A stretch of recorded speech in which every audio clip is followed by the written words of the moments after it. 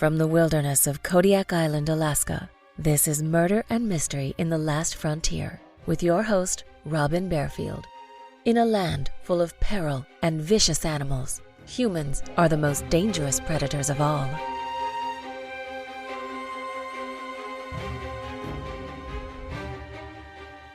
Someone entered Buck Hofhines Fairbanks' home on a bitterly cold January night and shot him 7 times. His young bride Verna discovered his body, and she appeared shocked and confused when she told the Alaska State Troopers that she didn't know why anyone would want to murder her husband. Authorities immediately suspected her of the crime. But she had a convincing alibi.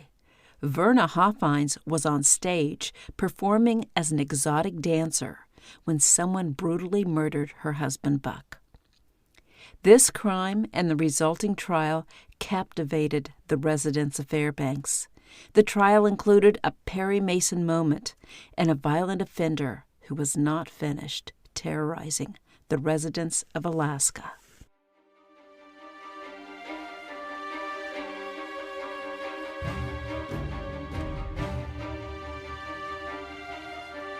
Welcome to Murder and Mystery in the Last Frontier. I'm your host, Robin Barefield, and after a nice vacation, I am back broadcasting from the heart of the Kodiak National Wildlife Refuge on Kodiak Island in Alaska.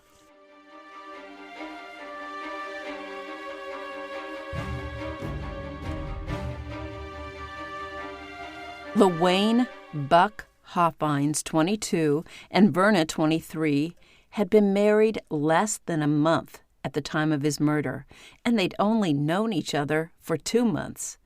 When Trooper Raleigh Port asked Verna if her husband had any enemies, she said she didn't know much about him or his background. Buck grew up in Idaho, and when he was old enough, he joined the Army.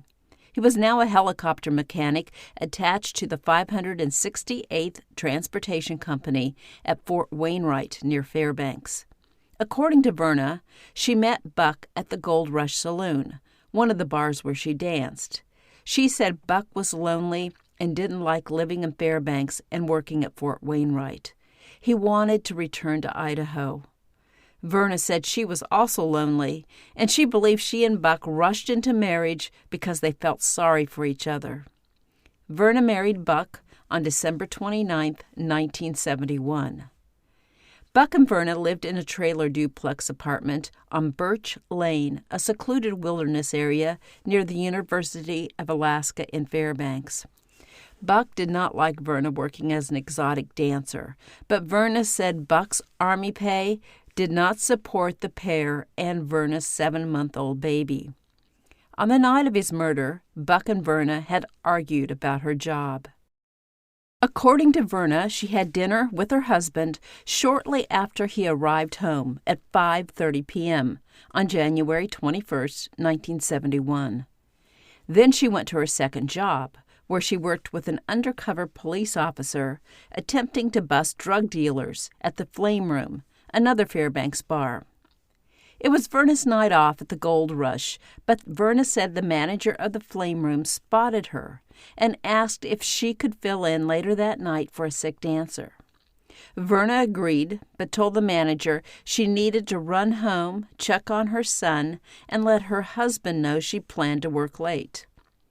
Buck was not happy to hear Verna had agreed to dance that night. The temperature sat at minus 40 degrees. Verna planned to drive their truck to the Flame Room for her shift, but Buck insisted she take a cab. He'd had mechanical problems with the truck and didn't want Verna to get stranded on such a frigid night. Verna said she returned to the bar and stayed there until her shift ended. Then she took a taxi home and arrived at the trailer at approximately 3 a.m. on January 22nd. When she entered her home, she saw her husband on the floor. Blood had pooled around him, and he was dead. Verna ran next door to wake her neighbors and summon help. Neither Verna nor her neighbor had a telephone, so the neighbor drove to another neighbor's house and called the police.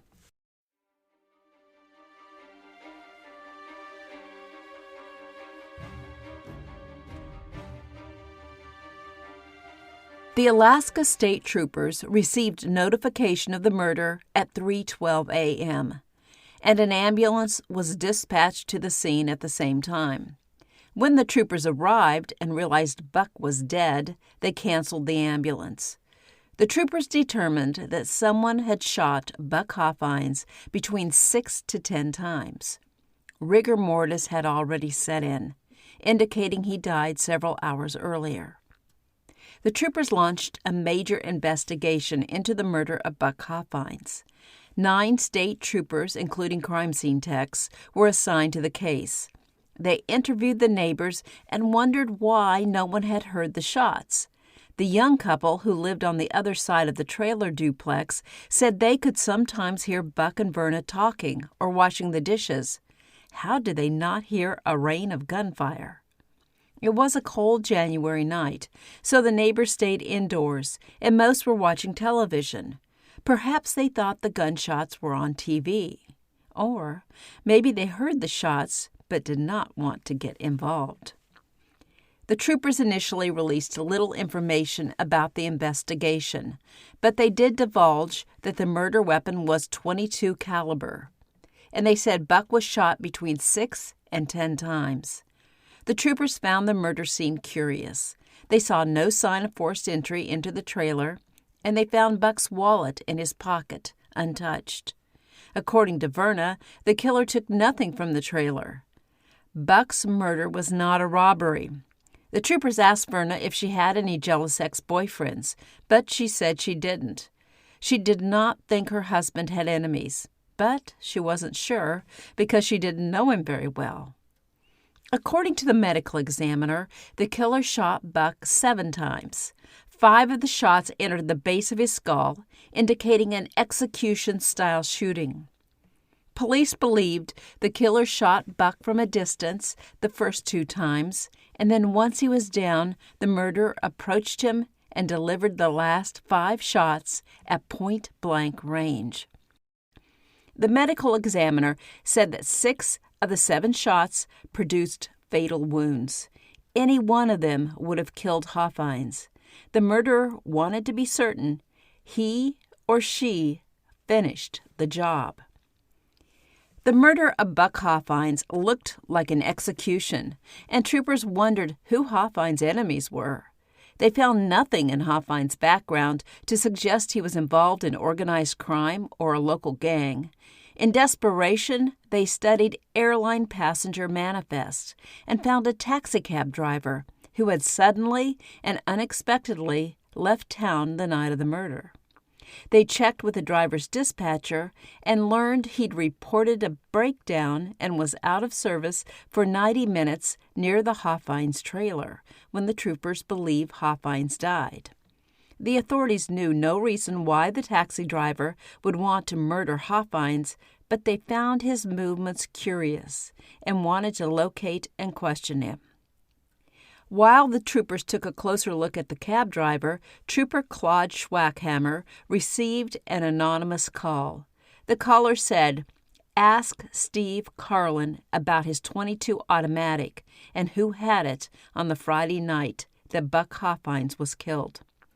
Investigators followed the tip and questioned Steve Carlin. Carlin acknowledged he had a .22 automatic pistol and said he'd loaned it to Dennis Anthony on the day of the shooting. Anthony told him he planned to go hunting and needed the gun to shoot rabbits. The troopers knew Dennis Ray Anthony. He was a harmonica player who had recently served 6 years for the armed robbery of an Anchorage Safeway store. Carlin told the troopers the .22 was fully loaded with a 9-round clip when he loaned it to Anthony, but when Anthony returned the gun around midnight on January 21st, the clip held only 2 cartridges. Anthony told Carlin he did not go rabbit hunting, but instead took his girlfriend to a movie. Anthony asked Carlin to do him a favor. If the authorities questioned him for any reason, and tell them he borrowed a rifle instead of the handgun. Carlin relinquished the handgun to the troopers, and they sent it to the FBI laboratory for analysis. They had a good lead, but they knew it would take weeks for the FBI to determine if Carlin's .22 was the murder weapon. If it was the murder weapon, why did Dennis Anthony kill Buck Hofhines?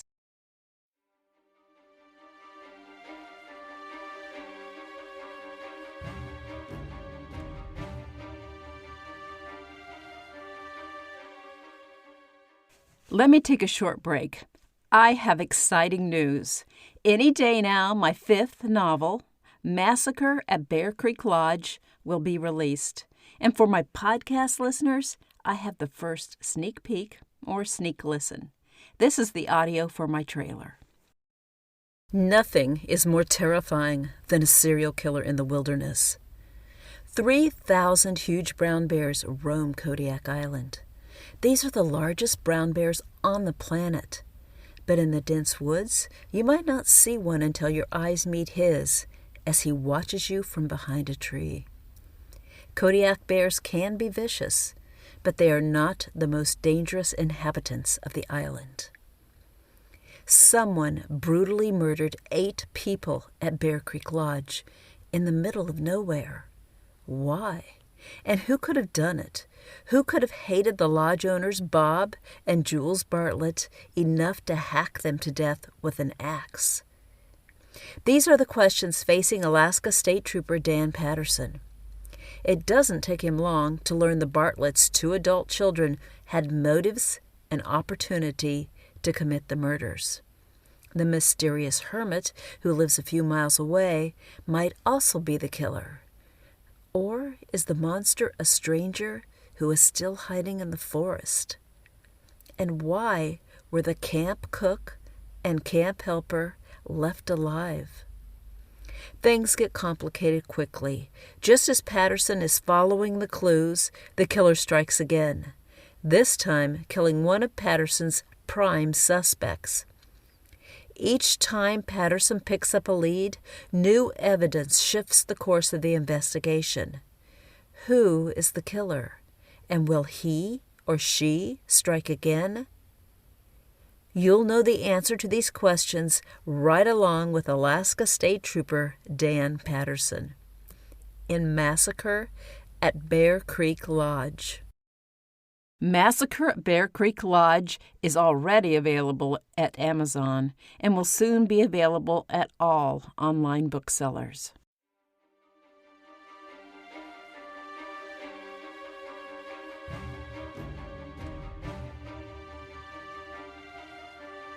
The troopers now turn their attention to the young widow. Did she hire Dennis Ray Anthony to murder her husband of less than a month? Verna Hofhines worked as an exotic dancer and frequented the downtown Fairbanks bars where Anthony worked as a musician. She and Anthony likely crossed paths in their lines of work, and Verna probably knew about his criminal background. Was Verna the link between Dennis Ray Anthony and her husband? The FBI laboratory confirmed that the .22 caliber Colt automatic confiscated from Steve Carlin was the murder weapon, so the troopers arrested both Dennis Ray Anthony, 30, and Verna Hofhines. Except for the handgun, the authorities had little evidence to prove their case. Anthony admitted to borrowing the gun from Carlin, but said he spent the night in question at the movies with his girlfriend and several of his friends who would back up his alibi. In a preliminary hearing, the state described the murder scene and the results of the autopsy. Authorities found Buck Hofhines face down on the floor beside the sofa in his rented apartment. The nearby coffee table lay on its side. The troopers speculated that Hofhines was sitting or reclining on the couch when he was murdered. The killer shot him on the right side of the chest, on the left forehead, and 5 times at the right base of the skull. In addition to the bullet wounds, the medical examiner found scratches on his body and old human bite marks on the left shoulder, back, and posterior. The state presented compelling evidence suggesting Verna had the opportunity and motive to kill her husband. Perhaps Anthony only provided her with the weapon, and she committed the murder. Verna admitted that she left the flame room for a short stretch on the night of the murder. From their evidence, the troopers believe the murder occurred sometime between 8 p.m. and 9:30 p.m. And Verna said she left the flame room at 8:10 p.m. and returned at 9:17 p.m. She said she went home because the manager of the flame room asked her to fill in for a sick dancer, and she needed to tell her husband she would be working late. The manager of the flame room said Verna was lying.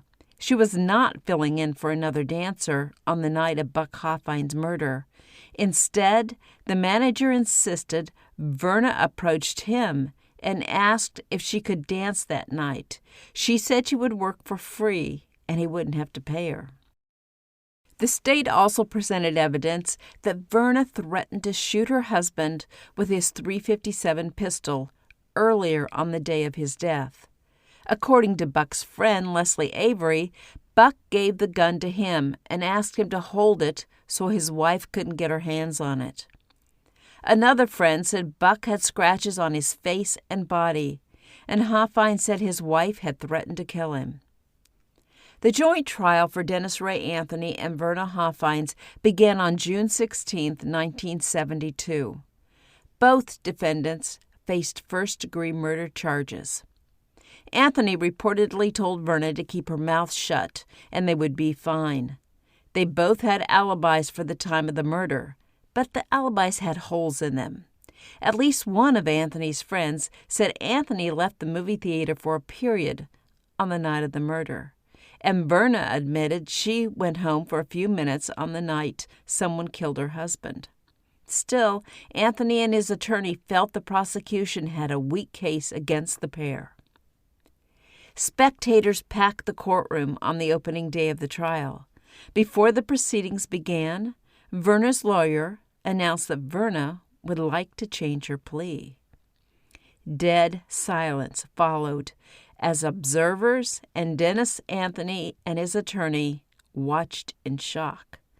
The judge asked Verna how she wished to plead, and she said, "Guilty, Your Honor."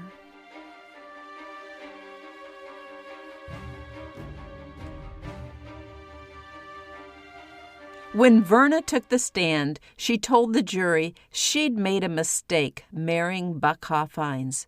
She said their marriage was terrible from the beginning, and he was jealous and abusive. He did not want her to work as an exotic dancer, but his army pay was insufficient to support the couple. Verna said she'd known Dennis Ray Anthony for about 6 months. And a few days before her husband's murder, she approached Anthony and asked him if he knew anyone who could do a particular job for her. He said he did and asked her what kind of job she wanted. She told him it wasn't a pleasant job. She said, "I want to be a widow." Anthony asked Verna how much she would pay to have her husband killed, and she said she didn't presently have any money, but soon she would have $5,000. Since Buck had a $10,000 life insurance policy, she planned to pay the killer once she collected the insurance. Anthony told Verna he did know someone who could do the job and asked her when she wanted it done. She told him the sooner the better. He said the job would be done before the weekend and asked when she would pay. She confirmed that she would pay as soon as she received the life insurance settlement. Verna then described her husband and gave Anthony the directions to her home. Verna testified that on January 21st at 5:30 p.m., Dennis Anthony knocked on her front door. Verna was waiting for her husband to return home from work, and the sudden arrival of Anthony alarmed her. Anthony asked her where her husband was and why was she home. She told him her husband should be home from work soon, so Anthony would need to return later. Verna left soon after her husband arrived home. She said she returned home at 8:34 to check on her baby and tell her husband she would be out late. She said Buck was asleep on the couch when she arrived. He awoke and they had a brief conversation. According to Verna, their marriage was rocky and they fought often. She said the day before the murder, she and Buck had a nasty fight. Buck tore off her nightgown and twisted her arm so hard she was afraid it would break. Then he punched her in the body a couple of times. Verna said she stayed home no more than 5 minutes and then returned to the flame room, where she danced from 9 p.m. until 2:30 a.m. Around midnight, Dennis Ray Anthony arrived at the flame room and told her the job was done, and she was a widow. Verna said she returned to dancing after Anthony gave her the news. Verna said she arrived home around 3 a.m. and found her husband on the floor surrounded by a pool of blood. She then ran to her neighbor's house to summon help. When the defense counsel cross-examined Verna, he asked her why she changed her plea to guilty. Verna said she had several reasons. She said she was mad at her husband and didn't think she fully comprehended what she was doing when she asked Anthony to kill him. Verna blamed Anthony for agreeing so easily to the murder, and she believed Anthony should go to jail for so readily killing another human being. The defense asked her if the state had promised her less jail time if she agreed to testify against Anthony, and she admitted that the prosecutor said if she cooperated, he would recommend she serve only 6 years.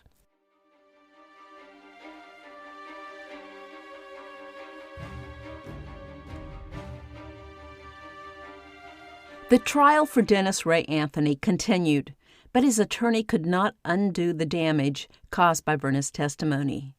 After deliberating 10 hours, the jury returned a guilty verdict against Anthony. The judge sentenced him to life in prison. As he promised he would do in exchange for her testimony, the prosecutor recommended a sentence of 6 years for Verna Hofhines. Superior Court Judge Everett Hepp considered the recommendation. But after reviewing the pre-sentence report from the corrections officials and the psychiatric report of Verna, he proceeded to sentence her to 20 years in prison for contracting the murder of her husband. Anthony appealed his conviction, and the Superior Court overruled the conviction on a technicality. The judge ordered a second trial for Anthony and moved it to Anchorage. On Friday, October 11, 1974, a jury again found him guilty of first-degree murder.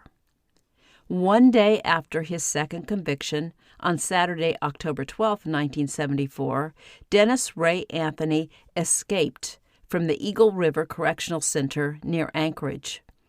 Other inmates helped boost him over the 14-foot-high chain-link fence enclosing the exercise yard, and prison officials believe someone must have helped him climb a second 14-foot perimeter fence. Anthony walked away from the prison, headed straight for the home of a corrections officer he detested, raped the man's wife, stole some clothing, and drove off in the family car. Anthony headed north toward Fairbanks, and a state trooper stopped him near Talkeetna. Anthony abandoned the car and hurried into the woods on foot. 4 inches of snow covered the ground, with more accumulating all the time, and Dennis Ray Anthony wore only tennis shoes. 20 state troopers employed a tracking dog and an airplane to search the woods near Talkeetna. They also patrolled the train tracks near the highway to ensure Anthony did not attempt to jump a train. Despite the cold weather and the snow, Anthony managed to remain hidden for 3 days, until Tuesday, October 15th, when troopers found him in an abandoned hunting cabin. They returned him to the Eagle River Correctional Center. Anthony spent several years incarcerated outside of Alaska, but returned to the state in 1988 and was imprisoned in the maximum security Spring Creek Correctional Institute near Seward. He died from cancer 2 years later.